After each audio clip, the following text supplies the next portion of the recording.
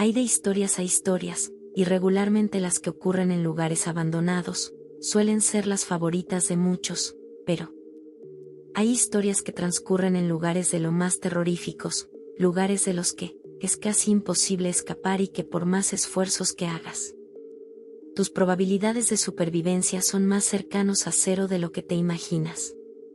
Uno de esos lugares es el mar abierto. Imagina por un segundo embarcarte en un viaje del cual por una negligencia o por falta de buen mantenimiento no podrás volver o peor aún, vivirás para contar la historia en un subforo de Reddit. Pues esta es una historia real, compartida en el subforo No Sleep en Reddit y quiero suponer que por primera vez, la escucharás narrada totalmente al español. Sin más por el momento te dejo con esta historia. Si ves un faro demasiado pronto en el Océano Pacífico Norte, escóndete. Hace unos años, trabajaba como marinero en un barco pesquero de Alaska. Desde joven, mis padres me inculcaron una fuerte ética de trabajo. Siempre decían que el trabajo duro lleva a mayores recompensas, así que naturalmente me incliné por una carrera que compartiera esa filosofía. La pesca en Alaska añadió alto riesgo a esa ecuación, y a cambio, las recompensas eran aún más dulces. No podía imaginar hacer otra cosa y planeaba trabajar para convertirme en capitán algún día. Esta historia tiene lugar durante mi 5ª temporada de captura de cangrejos. Para entonces, ya conocía las cuerdas, estaba familiarizado con las aguas y había sido testigo de algunas muertes de primera mano. Pensaba que estaba preparado para cualquier cosa. Estaba muy equivocado. Éramos una tripulación de 15, incluido yo, cuando comenzó la temporada. Ese número se reduciría a la mitad para cuando regresáramos a la costa, y algunos quedarán incapaces de poner un pie cerca del océano de nuevo. Navegaba en el Seaguard Sara, un barco que ya tenía algunos años, pero era conocido por su fiabilidad. Dado que había pasado su inspección de seguridad a principios de ese año, no tenía preocupaciones cuando salimos del puerto hacia las frías aguas del Océano Pacífico Norte. Era emocionante estar de nuevo en el mar, con la fresca brisa salada y aguas tan vastas que no podías ver nada más que azul por millas alrededor. El ánimo estaba alto y la emoción de comenzar un nuevo viaje era eléctrica. Siempre celebramos una fiesta en la primera y última noche. Era tradición. Incluso el capitán se unía, bailaba, cantaba y bebía. Notamos el primer signo de problemas 2 días después de comenzar el viaje. El Seaguard Sara se estaba inclinando hacia su lado de estribor. No era un ángulo peligroso, y después de consultar con el ingeniero del barco, el capitán determinó que era seguro seguir adentrándonos más en el Pacífico Norte. Planeaba equilibrarlo una vez comenzáramos a cargar los cangrejos en las bodegas de carga. Sobrecargaríamos la bodega de carga de babor y subcargaríamos la de estribor. No cuestioné el plan, me parecía razonable, y además, solo era un marinero. El capitán podía orinarme en la boca, decirme que era vino, y yo sonreiría y estaría de acuerdo. Así funcionan las cosas en el mar. Me preocupé más a medida que avanzaba el viaje. La inclinación empeoró a lo largo de la siguiente semana. Pasó de ser una pendiente apenas perceptible, a hacer que mis pantorrillas ardieran de tanto esforzarme contra la gravedad hacia estribor. Fue entonces cuando el capitán comenzó a hacer muchas llamadas. No podía escuchar lo que estaba pasando, pero podía verlo gritar en el teléfono, su rostro poniéndose cada vez más rojo y furioso a medida que pasaban los días. Me dijeron que estaba maldiciendo a todos, desde el fabricante del barco, hasta los inspectores y los contratistas que habían hecho las reparaciones en su casco. Me dijeron que todo seguía igual. Una noche, cuando la mayoría de nosotros estábamos reunidos en el comedor, sosteniendo nuestros platos y vasos para evitar que se deslicen por la mesa, el capitán irrumpió y anunció que íbamos a dar la vuelta. Nuestras reacciones fueron mixtas, algunos se sintieron aliviados y otros decepcionados. Nadie sabía qué significaba esto para nuestros salarios, o si las reparaciones podrían hacerse a tiempo para regresar al mar antes de que terminara la temporada de cangrejos. Yo fui de los que se sintieron aliviados por la noticia. El vasto océano que había ansiado durante meses se había vuelto progresivamente más inquietante a medida que el barco se inclinaba. Me di cuenta de lo lejos que estaba de la tierra firme, de la seguridad. Este lugar que antes se encontraba liberador de repente se sentía como una jaula, y quería salir. Sentí como el Seaguard Sara giraba mientras me dirigía a los cuartos de la tripulación, usando la pared para apoyarme. La combinación de la ligera inclinación y la inclinación del barco fue terrible para mi equilibrio. Necesitaba acostarme y dejar que mi cuerpo se ajustara. Asterisco, asterisco, asterisco. No sé qué habría pasado si la tormenta no hubiera llegado esa misma noche. ¿Había logrado el Seaguard Sara llegar a casa a salvo? ¿Se habría volcado en el camino? Nunca lo sabré ahora, porque la tormenta sí llegó. Una que parecía salir de la nada, apenas detectada por el radar antes de que sus olas y lluvia comenzaran a golpear el barco con la furia de un dios del mar enfadado. El Seaguard Sara gimió de dolor mientras su inclinación empeoraba aún más. Las puertas volaron abiertas, objetos cayeron y me golpearon mientras me tambaleaba por el pasillo hacia la cubierta. No me di cuenta de lo mal que estaba hasta que sentí mis pies tocar la pared y me di cuenta de que la pared se estaba convirtiendo en el suelo. Todavía estaba dentro cuando escuché la orden de abandonar el barco. Estaba magullado, aturdido y desorientado. Había entrado suficiente agua como para que estuviera empapado. Sentí un par de manos que me agarraron del hombro y me empujaron hacia adelante cuando me detuve a tomar aliento. Sé que en algún momento me puse un chaleco salvavidas, pero no podría decirte cuándo ni cómo lo hice. Lo único que recuerdo es la sensación surrealista de que el mundo cambiaba de dirección dentro del barco, y la visión de altas olas iluminadas por los rayos una vez que estuve afuera. El trueno ahogó los gritos de mis compañeros de tripulación, pero pude verlos luchando por lanzar un bote salvavidas. Me lancé hacia ellos, pero antes de que pudiera agarrarme de algo, sentí una pared de agua helada arrastrándome hacia la barandilla. Una segunda ola, la reacción a la primera, llegó por encima de la barandilla y me arrastró al agua. El dolor era insoportable. No solo me habían lanzado como una muñeca de trapo, sino que el agua se sentía como si hubiera caído en un barril de arena rápida hecha de agujas afiladas. No sabía qué lado estaba arriba y cuál abajo, pero afortunadamente, el chaleco salvavidas me levantó de nuevo a la superficie turbulenta. El agua había entrado en mis oídos, amortiguando el sonido de la tormenta, y traté de mover mis brazos con la esperanza de ser rescatado, pero no podía levantarlos, no podía dejar de nadar lo suficiente. Este infierno duró más de lo que quisiera reflexionar. Solo sé que ola tras ola me arrastraba bajo el agua, pero el chaleco siempre me devolvía lo suficiente para poder tomar aire. Cuando cierro los ojos, incluso años después, todavía puedo sentir el ataque implacable de las olas mezclándose con el sabor de la sal en mi lengua. Estaba seguro de que iba a morir. Ya sea por no respirar cuando tuve la oportunidad, o ahogándome con agua de lluvia en la boca cada vez que gritaba. Y entonces, sentí un tirón, y mi horror se amplificó 10 veces al imaginarme estar en las fauces de una serpiente marina a punto de arrastrarme a las profundidades del océano. Me debatí desesperadamente tratando de escapar, solo para escuchar la voz de Greta reprendiéndome. «Deja eso. Estoy intentando sacarte». Greta me levantó y, una vez que estuve sobre el borde, me deslicé el resto del camino dentro, aterrizando en agua mojada y ensangrentada.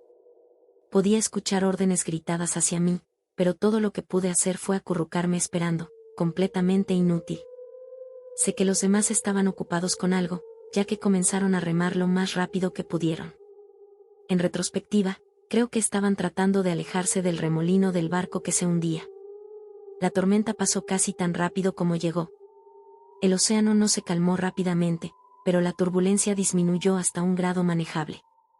Cuando finalmente pude, me senté y evalué mi entorno. Me encontré en un bote salvavidas con otros 7 compañeros de tripulación. Lo único que quedaba del Seaguard Sara eran las burbujas ascendiendo desde las profundidades del océano. Milagrosamente, había un segundo bote salvavidas acercándose a nosotros, y cuando nos conectamos, nos llenamos de alegría al descubrir que todos los miembros de la tripulación habían sobrevivido al volcarse. El capitán, que estaba en el otro bote, gritó sobre el agua con una voz profunda y retumbante: «Enviamos la llamada de emergencia antes de que se hundiera, tiene nuestras coordenadas. No pasará mucho». Esperaba que tuviera razón, porque mis manos temblaban por el frío y la adrenalina que se desvanecía rápidamente. Atamos los botes juntos, revisamos nuestros suministros, comida, primeros auxilios, y luego esperamos. Ahora, podrías pensar que habría habido vítores cuando apareció la luz en el horizonte. Que todos empezaríamos a remar, a saludar y celebrar. En cambio, hubo un silencio repentino y mortal mientras una ola colectiva de ansiedad nos invadía. Había expresiones de temor en los rostros de Greta, John, Sarai, e incluso en el del capitán. Este último sostenía el lanzallamas, pero su dedo tamborileaba nerviosamente en el gatillo. A veces, sin saber por qué, se tiene un mal presentimiento. La gente lo llama sexto sentido, pero creo que es más sencillo que eso. Creo que son peligros percibidos por el cerebro sin ser procesados para que puedas actuar más rápido de lo que puedes pensar. Como cuando analizas activamente el lenguaje corporal de alguien para obtener más información que la que obtendrías solo escuchando sus palabras, pero aunque no estés tratando, sigues notando inconscientemente las pequeñas señales que muestran incomodidad, ira o atracción. Es algo innato.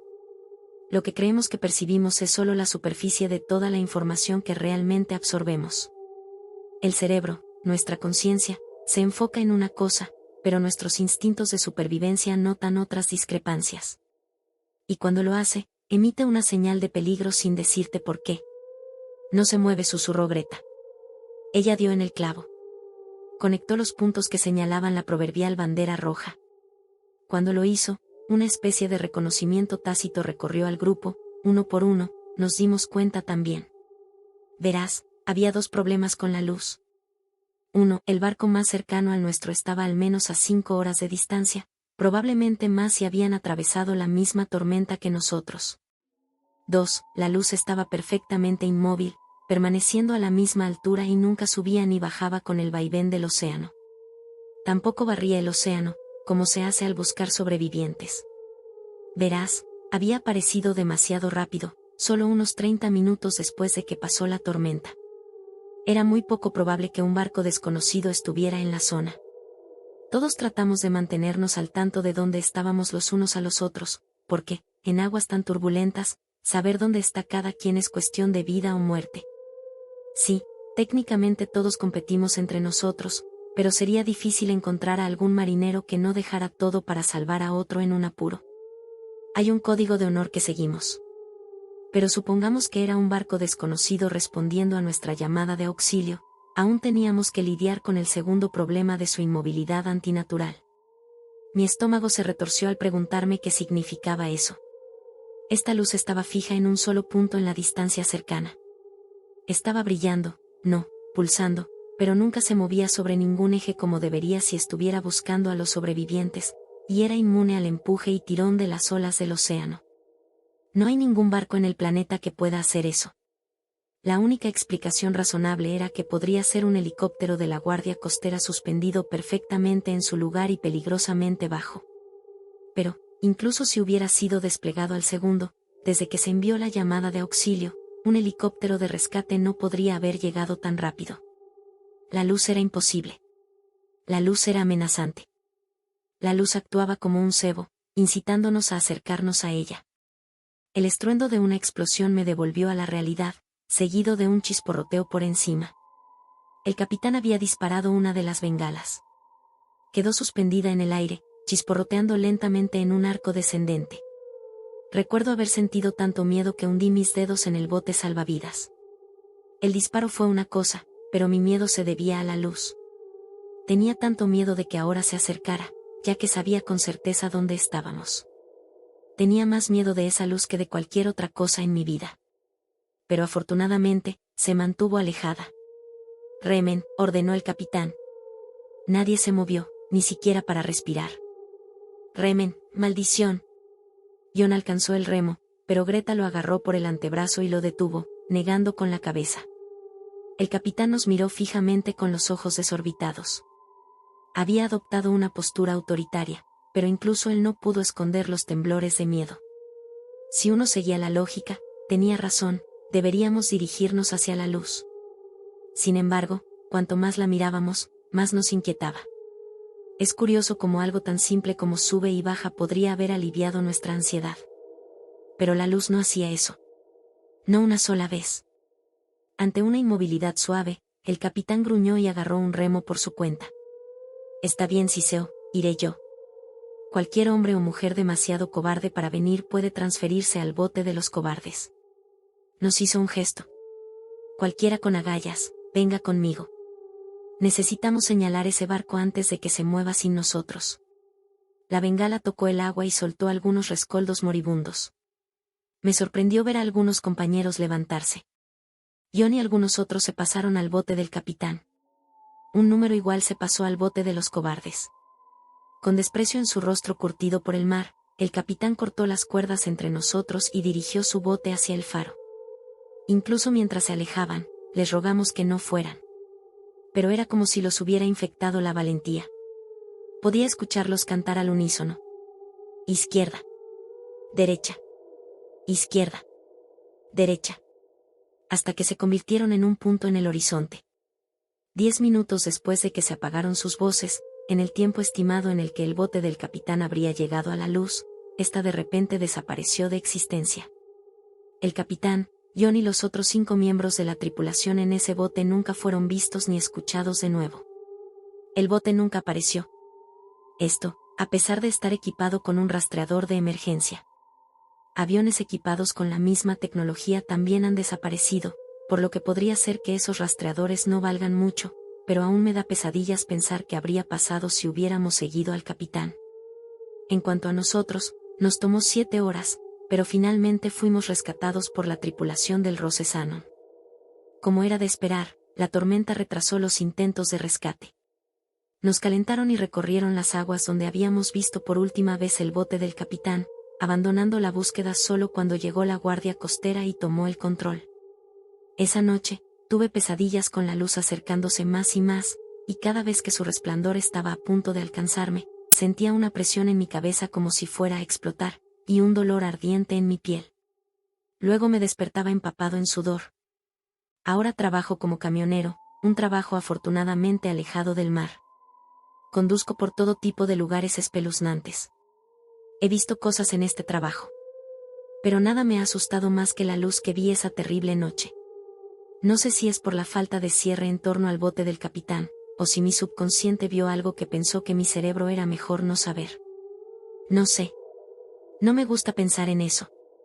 Pero ahora que he escrito esto, creo que finalmente puedo seguir adelante, de alguna manera. Todavía mantengo el contacto con Greta. Ella sigue trabajando allá afuera. Un aplauso para ella por volver a subirse al caballo del mar. Ahora es capitana de su propio barco. No podría estar más feliz por ella. Pero a veces, cuando hablamos, menciona esa noche, y siempre termina diciendo que otro barco ha desaparecido en esa misma zona. Creo que ahora ya van por 5. No hubo sobrevivientes, aunque la última transmisión de uno de los barcos mencionaba haber visto una luz en el horizonte. Los marineros han comenzado a evitar lo que están llamando el Triángulo de Alaska. Parte de mí desea saber con certeza qué está pasando allí, pero en su mayoría estoy agradecido de estar aquí, en tierra firme, lejos de la luz. Llegamos al final de esta historia. Déjame saber si te ha gustado y si quieres más contenido así. La música estuvo a cargo de Repulsive. Recuerda suscribirte y darle a la campanita para no perderte ningún video. Yo fui Bolita de Arroz. Hasta la próxima.